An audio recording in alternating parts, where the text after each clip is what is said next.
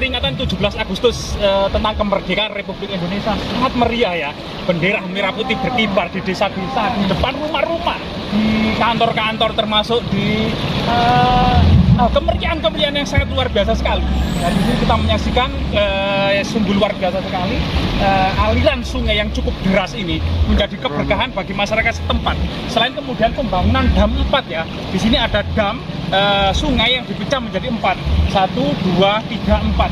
Dan dam ini sangat monumental sekali dan merupakan sebuah anugerah ya bagi masyarakat sekitar ini, bagi masyarakat desa ini. Ada sebuah festival 17 Agustusan seperti biasanya ya, penean jambe atau panjat pohon pinang, yang di sini biasanya di desa-desa ini karena langkanya pohon pinang diganti dengan pohon pisang. Nah, pohon pisang dijadikan alternatif ya, karena tidak ada pohon jambe. Setelah itu kemudian yang lainnya keseruan-keseruan yang lainnya itu cukup banyak.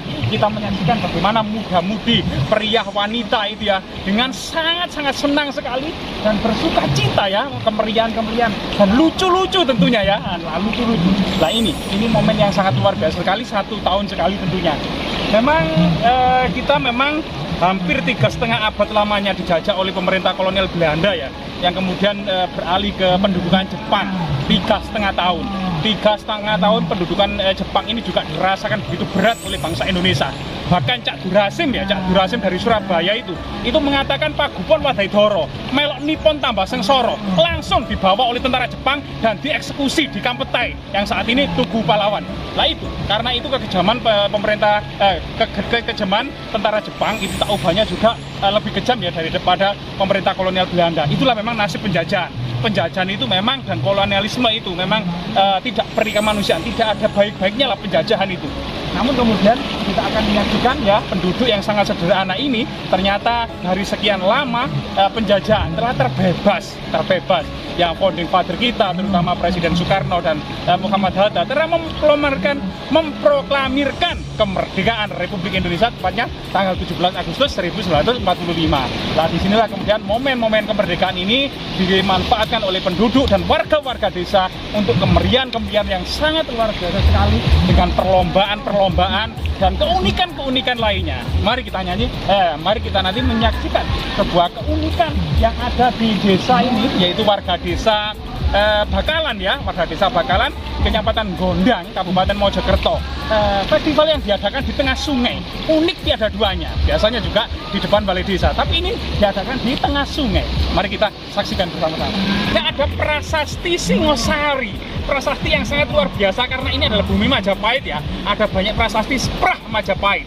Bahkan di sebelah dam 4 yang berada di dusun Ketintang ini, itu ya, tepatnya di desa Bakalan ini ya, memang pernah ditemukan prasasti Bakalan ya, masa Empu Sendok ya.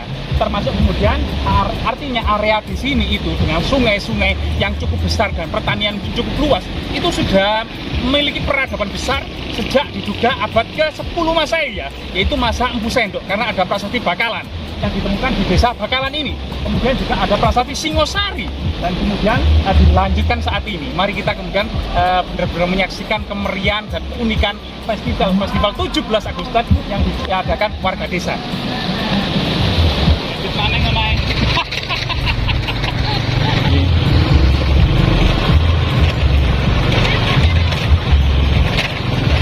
Coba kita menelusuri jejak-jejak kekunoan yang di kawasan Mojokerto, Jawa Timur ya. Konon katanya kawasan sini tuh ada jejak-jejak peradaban, terutama itu sisa-sisa dari reruntuhan kerajaan kuno gitu lur, yang di Gondang, Mojokerto, Jawa Timur, berbatasan langsung dengan kecamatan Pacet ya, dan kecamatan Delanggu. Kita berada di desa Bakalan ya Kang ya? Ya. Bakalan dusun Ketintang ya Kang ya? Ya, dusun Ketintang. Di sebelahnya ini katanya ada tulisan Jawa kuno gitu lur. Ikuti perjalanan kami ya, belusukan di sini, ngerosok-ngerosok di jagung-jagung, katanya di persawahan ya Kang ya? Ya, di tengah sawah. Di tengah sawah. Ini lur, kita sudah mendekatinya lur. Ini dekatnya itu lur, sekolahan SMP. SMP mana Kang Utang? Ini SMK. Oh SMK. SMK. Tingkat sekolahnya apik Sekolah baru ini. Sekolah baru apik. Katanya di sebelahnya gitu loh Lur. Nah, di situ ada Lingga Yoni ya, yang ditemukan warga ketika pembangunan SMK ini, yang sekarang diamankan di rumahnya tukang pembangunan. Di situ pernah ada temuan Lur. Lingga Yoni. Iya. Serta tinggalan-tinggalan yang lainnya ya. Ini ngerosok-ngerosok. Nah ini. Ini berusukan, ngerosok-ngerosok. Nah ini. Ini Lur. Jagungnya telah dipanen menjadi tomat sekarang. Gitu Lur. Nah itu tomat. Nah ya, itu tomat. Kita akan menyelidiki ya sebuah prasasti yang sangat-sangat penting sebenarnya. Tetapi menurut kita bersama ini kurang terperhatikan. Karena memang begitu terbengkalai di tengah persawahan, tanpa adanya cungkup maupun naungan ya. Ini sesuatu yang sedang mulai panen. Jadi kita berasa ya. Nah ini, coba kita cari selahnya. Mana prasastinya ya? Oh itu di sana, kelihatan ke bawah itu. Kenapa tomatnya ini kok dibuang-buang ya? Kenapa tomatnya dibuang-buang ini? Mungkin karena ada pembusukan di bagian bokongnya ini ya, mungkin ya. Di bagian pantat ini, tapi dibuang-buang semua ini. Loh, ini. Banyak tomat-tomat yang dibuang-buang. Nggak tahu kenapa, karena tomat dibuang. Aduh, ini tambah ngelumbluk. Nah, prasastinya itu di situ.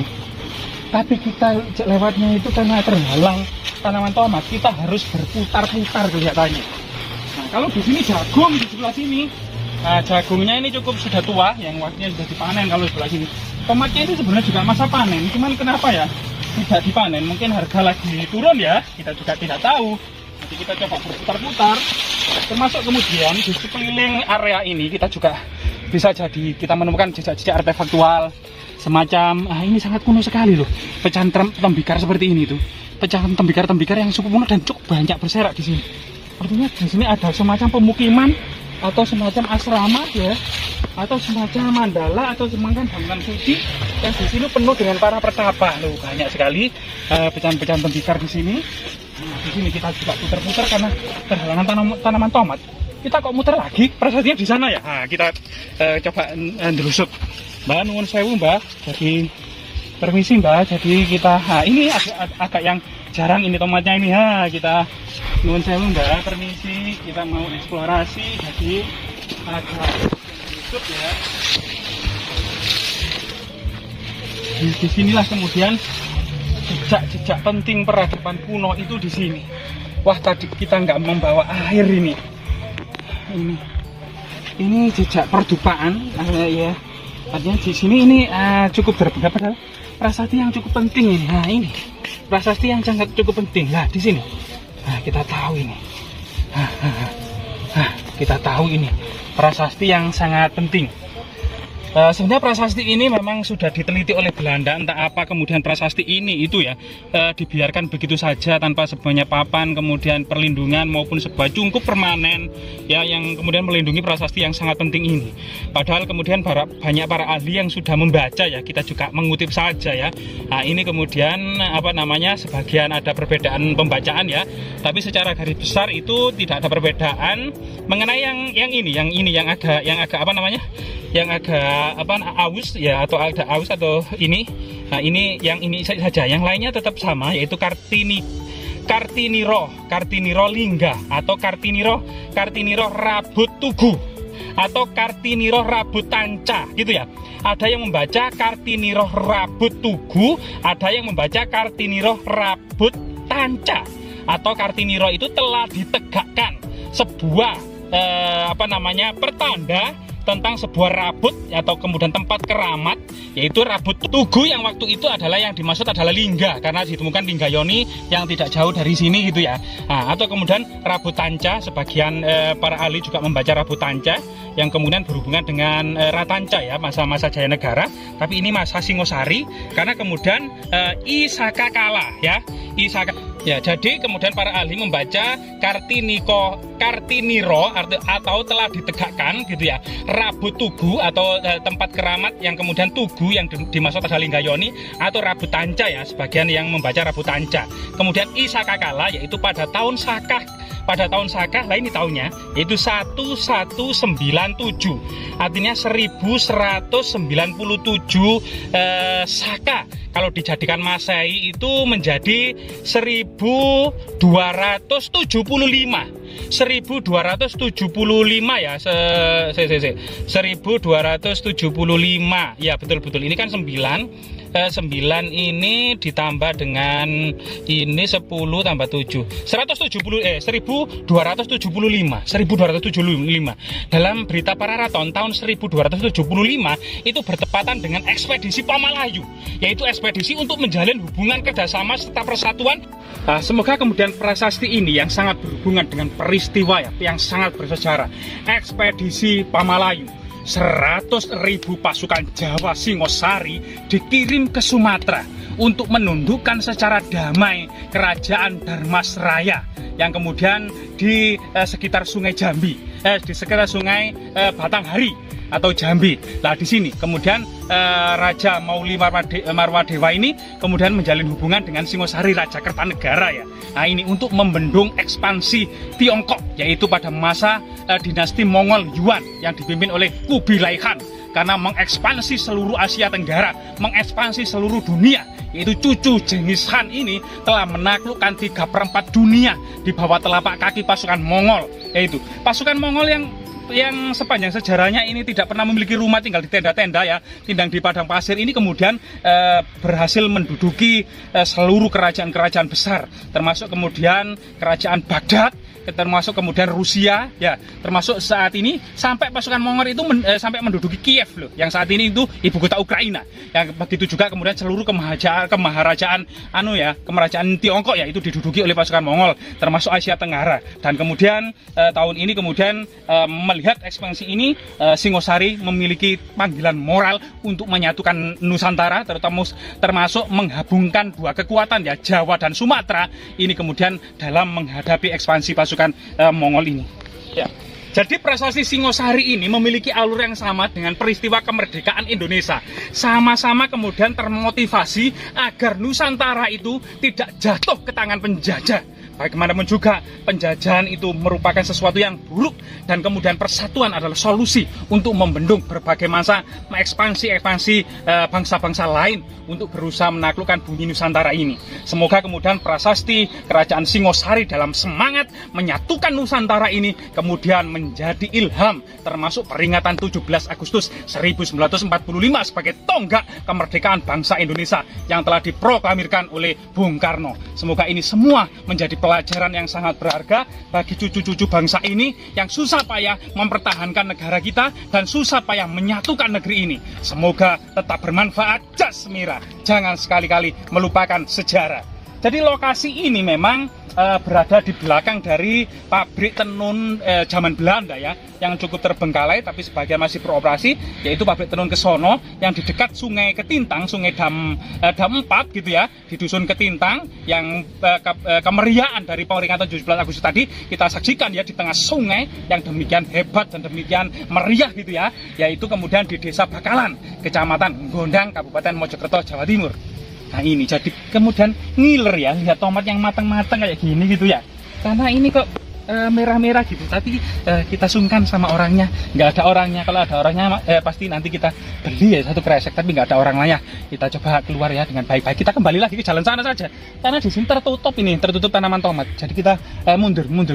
Nah lewat sini aja. Nah ini tomatnya matang-matang. Amit mbak, nuwun sewu mbak, nuwun sewu nggih Pak Tomat, nuwun sewu Mbak Tomat. Mbak Tomat nuwun sewu. Nuwun sewu mbak, amit mbak. Nah ini lur keterangannya Kang Ega, semoga lestari aja sih ya Kang. Oh iya. Dan semoga terjaga. Iya. Nusantara itu terdiri dari Sabang sampai Merauke ya Kang. Iya, Nusantara masa kuno itu juga termasuk meliputi seluruh Malaysia, Singapura, seluruh Filipina, dan Australia bagian utara. Ini juga merupakan Nusantara ya. Bahkan konon katanya para pelayar laut Jawa ini sudah sampai ke selatan yang sangat jauh, karena di sana itu dia mengatakan bahwasanya di selatan yang sangat jauh itu para pelaut Jawa ini mengatakan bahwasanya itu apa namanya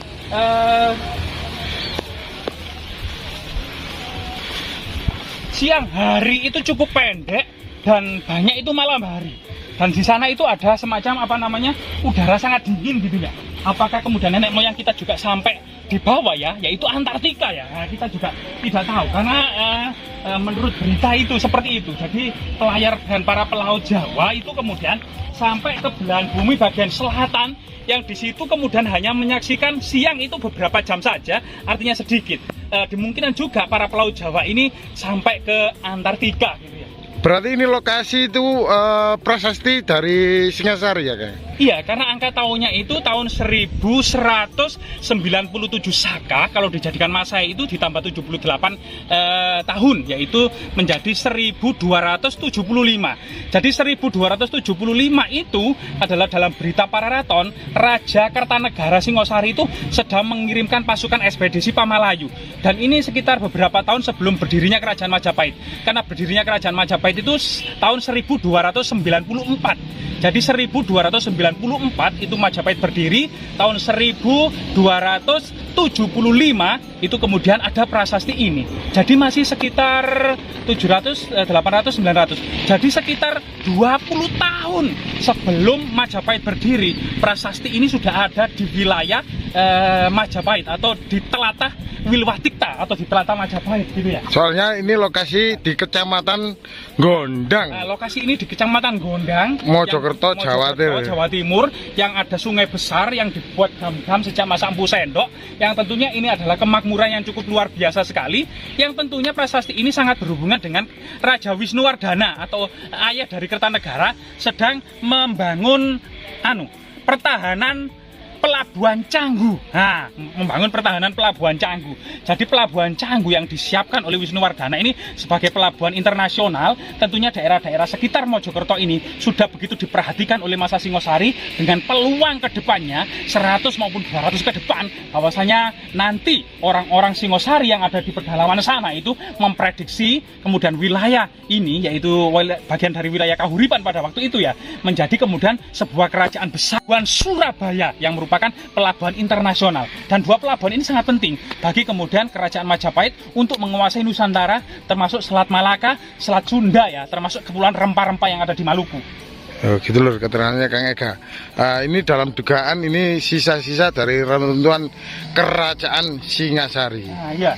Di sini tentu kemudian ada, soalnya kita bukan ahlinya ya Kang ya. Nah, kita bukan ahlinya, cuma kita berusaha mengeksplorasi peninggalan-peninggalan masa lalu yang harus kemudian memberikan edukasi ke tengah-tengah masyarakat kita tentang sebuah prestasi dan kemudian motivasi serta inspirasi masa lalu, tentunya para tokoh-tokoh dan kerajaan-kerajaan besar yang telah berjuang dan bersusah payah tentunya untuk kemerdekaan bangsa ini. Salam jas merah. Mari lestarikan alam Nusantara dan juga leluhur Nusantara. Wassalam.